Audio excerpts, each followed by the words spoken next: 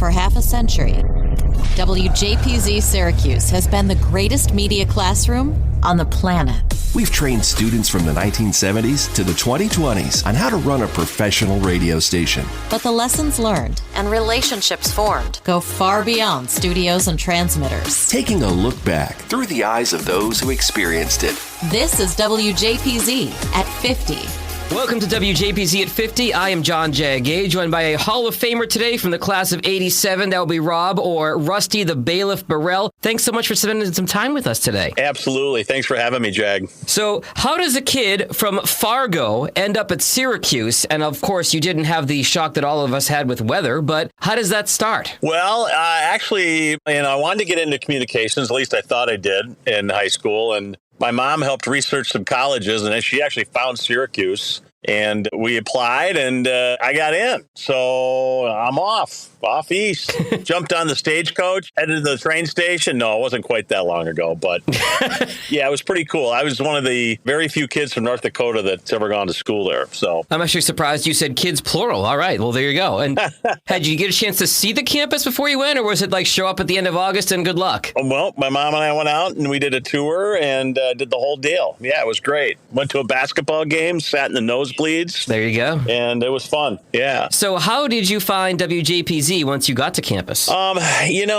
trying to remember. I knew you were going to ask me that. I believe I discovered it in my second semester freshman year. I don't remember exactly how, but It sounded kind of cool to me. I'd done some announcing for high school PA stuff for my high school basketball games back in Fargo and so I kind of was into the announcing thing and thought radio would be cool. So bumped into it, and it was right around the time where not long after that we went live on FM. So I get to kind of be there for that experience, which was pretty cool. What are your memories of that big moment in the station's history? I just, I remember being in the studio on the other side of the glass, and I was pretty young. I was still a freshman or early sophomore, and I just remember Chris Mossman going on the mic and flipping to FM and being able to, I could see it in my mind right now. The stage that was set that day was pretty cool. A lot of celebrating, I believe some champagne corks popped, and it was a lot of fun. Excellent. So what was your involvement with the station? What are the roles you held there for those who don't know you? So I started out, my first shift was an overnight, like most people start. Mm-hmm. And I moved into a daytime or evening shift. And then I got the chief announcer job, was my first kind of major job so I ran the schedule of all the jocks. Yep. Which, as you know, is like putting a jigsaw puzzle together because there's so many on-air people, which is great. I was a chief announcer myself. You're preaching to the choir, yeah? Yeah, part of why we were there, right? Yeah. And then I moved from there into station manager. And so I worked station manager when Mark Bokoff was general manager. And then my senior year, second semester, I took over as general manager for my last semester at school. So I got to do a few different things, which was pretty cool. And you worked on the programming and the sales side? Do I have that right? No, I never was in programming. I did on air, but I was never into programming, or I never did music or anything like that. On air, yeah. And I did not technically do sales, although that's what I ended up getting into eventually in my radio career. Oh, that's right, because I pinged Matt Friedman before we sat down, and he was like, to ask him how a radio guy, on-air guy, became so great at sales. It did happen. What are some of the names of the folks that you remember working with at the station that you haven't mentioned already that come to mind that you learned from or became lifelong friends with, folks that really stick out to you? Yeah, the people I've stayed, most in contact with over the years, at least in my generation, are, Scotty Bergstein, Carl Weinstein, Scotty Meach. Kevin's a little bit younger, but Kevin Rich, I've stayed in touch with. Danny Corson. Oh, yeah. Those are the guys that, that I guess maybe I was probably tightest with. But, I go way back with, ERR and Diamond Jimmy Ryan and some really, really talented DJs, Benny Green and Reggie Rouse and some others that were, really good back then. Oh, yeah. Oh, gosh. Bruce, I can't remember his last name, but he did the Love Flight on Sunday nights. He was awesome. But those are the guys I'd probably stay in touch with the most. Mm-hmm. We try to get back to banquets so we can see each other. It's been fun. Carl and I both had, kids go through Syracuse. Syracuse. That's been fun to share those experiences and be able to have our kids come to the banquets with us and experience, what we went through. And that was fun. And not only did you have one kid go to Syracuse, you had two kids go to Syracuse, your daughter previously and your son currently. Yes, correct. So we just moved him back right before Christmas. He's out of his house and off to L.A. and he's in orientation this week. He starts classes and an internship on next week. Worth mentioning is a timestamp we're recording this, of course, in January. What's that like for you where I imagine you want them to go to the place that's right for them, but you got a little bit of orange in your heart, and then you get two kids going to school and get to share that same experience?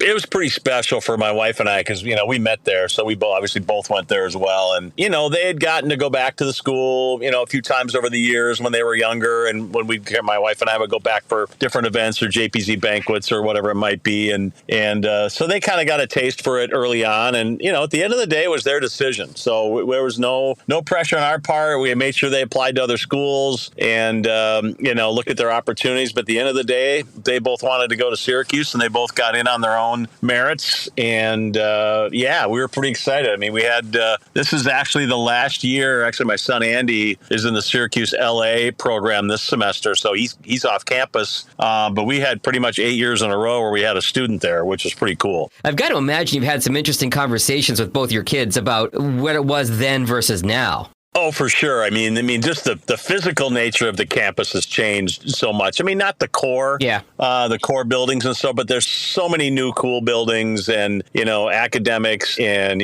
Marshall Street's changed so much. Oh, yeah. It's it's been amazing to watch, the property get built around there, new housing things going up everywhere. And it's different that way just to see the changes on campus. The Greek system is a lot smaller than it was back then when I was there, especially on the fraternity side, which is too bad. But yeah, it's definitely different, but there's still that cool Syracuse vibe when you're on campus that continues, which is great. Awesome. It's WJPZ at 50. Don't miss an episode of the WJPZ at 50 podcast. We release a new one every Monday morning. And if you'd like us to send you an email when a new episode is out, sign up at jagindetroit.com/WJPZ at 50 or click the link in today's show notes. And I promise not to sell your info or spam you.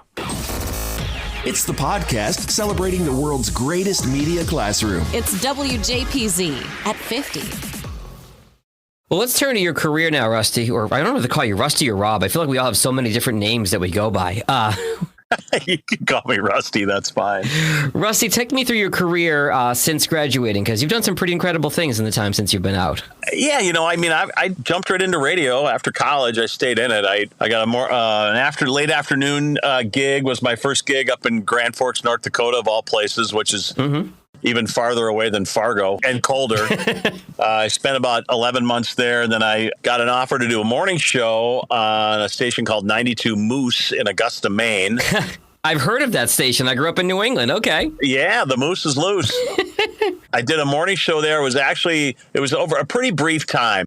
I was there, and, the bombing of Pan Am 103 happened while I was in Maine doing that gig, and, which I know you wanted to maybe chat a little bit about. We can do that. But I had an opportunity arise after that, horrible incident happened, late 89, and to come back to Minnesota and do a programming gig, program director at a couple smaller markets just south of Minneapolis. So the company that I worked for in Grand Forks owned these stations in southern Minnesota. Yeah. Of course, I wanted to be a program director. So I'm like, I'm coming back to Minnesota, and I did that for 7.5 years, and then I dabbled a little bit in sales while I was there just to try to make some extra money. And then I got an offer. A friend of mine told me about a job opening at the legendary KDWB top 40 contemporary hit station in Minneapolis that she worked at. And so I applied, and I got the job. Wow. So I kind of hung up my headphones, which was a little weird at the time because I'd been on air and doing programming for, 11, 12 years, I think at that point, counting JPZ. And got into sales, was still around the whole radio vibe, and got to have fun with all the events and things going on and sell promotions. And so I really never looked back as far as that goes. Let me stop you there for a second, Rusty, because I've got to imagine that's a bit of a conflict or a trade-off. I mean, anybody who's worked in CHR knows KDWB is one of the most legendary top 40 stations in the country. And here it is. You get to go to this big station in the closest big city to where you grew up, but it's on the sales side. So I got to imagine that was a little bit weird for you.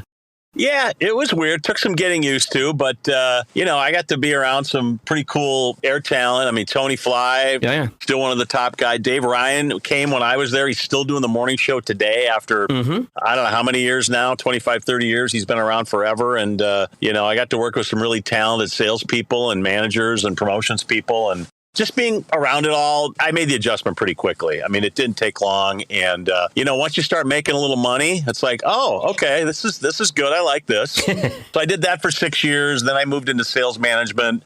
I took a local sales manager job at our country station, which is also one of the top country stations in the United States, K102, KEY in Minneapolis. I did that for 6 years, got to dabble a little bit with our sports station, KFAN, KFAN. Yep. And then my boss took off and had moved over to CBS Radio, still CBS at the time, in Minneapolis. It had WCCO, Jack FM, and W Light was a light station that eventually flipped to a country format called Buzzin'. So I got the director of sales job there. So I had to oversee 3 stations, a couple sales staffs. I had 6 managers at one point, and I did that for 5. And then I guess I got to the point where I was a little bit done with the big corporate radio world at that time. It wasn't as much fun as it used to be. Understood. And an old radio boss of mine, actually, who hired me at KDWB, had bought the company I'm at now, Ron Share Productions, which is an outdoor television production company. And he asked me if I wanted to join the team and run the sales organization. And we danced for about 6-8 months. And all of a sudden we got it figured out. So I've been here now. Actually, it'll be 9 years in April. So it's been a cool experience to do this. And I've gotten to do a lot of voiceover work here. I voice over quite a few commercials that we produce and some other video projects. So I've gotten to get back into that a little bit, which has been fun.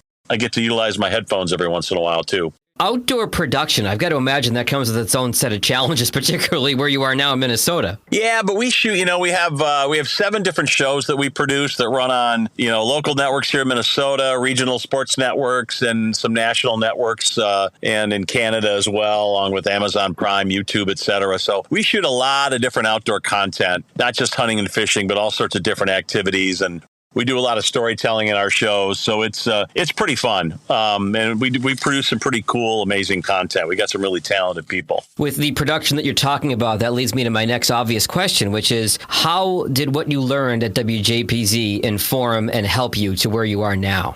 Well, I go back to the basics of working at a radio station like that. I mean, everybody works hard. So you learn work ethic really early. Yeah. And you're not getting paid. You're doing it for passion. And, you get to wear a lot of hats in that job. And, when you get into the real world, and, jobs that I've been in, especially the one I'm in now, I wear a lot of hats. And you got to be able to multitask and cover off on different fronts. And you learn a lot of that. And just, being in the media business and learning how that works, it's a big advantage in that everybody on my sales staff came from a radio background, including my boss and my 4 salespeople that work for me are all former radio sellers. And it's the learning the sales process and working at some great stations. And, you learn a lot, and it's applicable in a lot of other industries, and especially this one, because it's still tied to media in some respects. And you all come in speaking the same languages. It's got to be great. Exactly. All right. So I appreciate you willing to talk about this topic. It's obviously a big, significant part of the history of WJPZ, and that is, of course, the bombing of Pan Am 103, and, of course, your brother on that flight. I don't really know how to start asking you this question, so I guess I'll just ask you to sort of take me through those events as best you're able to and comfortable doing. No, I'm happy to do that. We just came up on the 34th anniversary here back on December 21st. Yep. And obviously there was some news around that with an arrest and extradition to the U.S., and which is a pretty significant milestone. So and typically when an event pops up, whether it was when Gaddafi was killed, or usually I get some of the news outlets in town between Fargo and Minneapolis know me and know I'm here. So I usually get calls, and I usually end up doing a few interviews. So I'm always happy to talk about it and keep it top of mind. And It happened so long ago. And I really like what the university has done over the years. They've done a really, really good job of that with the Remembrance Scholarship Program, which my daughter was fortunate enough to be involved in that and be awarded one, which was pretty cool a few years ago. Wow. We all went back for Remembrance Week, which was pretty neat. So, yeah, I mean, it obviously was a, horrible event. I was in Maine at the time. I was out of school. I wasn't at the radio station, but I know that the station did an amazing job of covering it and in the news. And it's, it's a horrible thing. But the fact that they've continued to pursue it, the government and Bill Barr and the presidential administrations continue to bring people to justice is pretty remarkable. The country of Scotland and the Scottish authorities have been nothing but remarkable over the years, from the beginning, from the day it happened until now. And it's good that that stays in the news and people understand what happened so long ago and how significant of a tragedy it was in the history of our country, and still the largest loss of life in the UK on UK soil to date. Wow, I did not know that. And it's interesting perspective as we talk to so many different generations of folks from WJPZ. You think about things that are, that you experience. I know for me, I had just turned 8 when Pan Am 103 was blown up. And so I got to Syracuse and I had read it in a history book. I wasn't super familiar with it. And then, learning about the events and then learning that if you become one of these remembrance scholars at Syracuse, it is one of the absolute most sacred high honors that you can achieve as a student at the university. And so your point is well taken about what a great job Syracuse has done in that regard. Yep. So you're in Maine, and is it family you're talking to at that point? Is it the staff at the station you're having any contact with? I mean, how does this play out for you? Well, I found out about it. I was working out at the YMCA, and I was passed by a television outside of the locker room when I was heading out late afternoon or mid-afternoon. I did morning show at that time, and I saw something on the TV that looked weird. I saw flames and something had blown up. It didn't put two and two together. I walked upstairs to the front door to leave, and my morning show partner was standing there, and I'm like, she had a weird look on her face, said, something's wrong here. So she just basically said, we got to go back to your apartment. You got to call your parents. Ugh. And I kept thinking, maybe they're calling to tell me my brother's not on that plane, because I was trying to figure the timing out in my head. I knew he was flying back that day, and he was coming through New York. And anyway, so obviously it didn't go that way. It went the other direction. But I do recall people from the station reaching out to me, probably that same group I just mentioned a while ago that I work closely with and still stay in contact with. And I was on a plane the next day back, I was just back in Fargo. I was actually back there for a wedding before Christmas, the week before it happened. I was back in Fargo with my family pretty quickly and, got through all the, everything we had to get through, the funeral and all the stuff you don't want to do. But, then I forged back to Maine and wrote out that job till I got the offer to come back to Minnesota. So it was nice to be back a little closer to my parents, because my sister and I were both so far away. My sister lived out of town as well. I believe she was in Chicago at the time. And so it was nice to be a little closer to home, which was good for them too. Again, it's the JPZ family, and it literally was family for you in that instance. So I appreciate you just taking a few minutes to recall that story for us. Yeah. Let me turn it back around before we wrap up. Absolutely. Are there any stories that you remember from your time at the radio station that still crack you up to this day? Any funny moments that you can still laugh at over a beer keg? You're already laughing, so you got me optimistic here. We had a lot of fun with Mark Bokoff. He was the GM at the time, and he wanted to be on air. And God bless Mark. I love him to death. And I stay in touch with him on social media. And he wanted an air shift, and he wasn't that good on air. So I think I was still the chief announcer when he either was station manager or became general manager. And so I scheduled him in a 4 a.m. to 7 a.m. slot. Yeah. And I remember him calling me or coming in the station. He's like, there's no way I'm going to be working that 4 a.m. to 7 a.m. shift. And he was grumbling about it. And I'm like, well, that's the only slot I got. Yeah, it was pretty funny. Did he end up doing the shift? I think he did a few shifts, and then he realized that maybe that wasn't for him, and I'm going to stick to the business side. It's funny. We see over the years the folks that worked at the station and did tremendous things, contributed to the radio station, but were not on the air. And I feel like there are some who were like, nope, not my thing, not touching it with a 10-foot pole. And then there are some who are like, oh, let me try this and find out for myself if I'm cut out for it or not. Yeah. I also, I got to watch some really good jocks, do the afternoon drive shift and the 5 o'clock party deal, Zappy Hour, whatever we used to call it, watching Hot Shot Scott do a show, watching ERR do a show, just their gyrations and the movements and, the way that just the whole physical part of it, not just what they were saying, but to actually watch them do it through the glass would really crack me up. You are a radio radio veteran, because on an audio podcast, you are painting quite the picture. Well done, sir. You bet. Thank you so much for spending a few minutes with us today, Rusty. Appreciate you. Always enjoy seeing you in Syracuse, and we'll talk soon. Thanks, Jag. Appreciate it. I'll see you in March.